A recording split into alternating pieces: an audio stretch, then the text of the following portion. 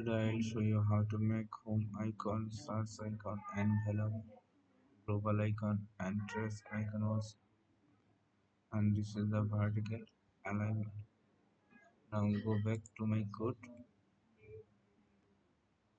This is my simple style for the body part. Also background color will be green. Okay. And the icon bar that will be absolute and by 20%. Okay. I have used a background in a linear gradient. The direction to bottom from green to orange. Okay. Our will be auto. And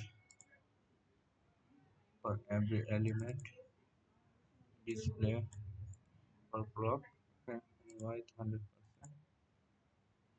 color font size, okay, and hoverable in the background color.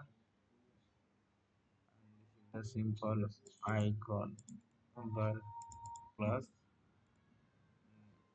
There are five elements. First one is home, second one is search, envelope, global, trace. Okay.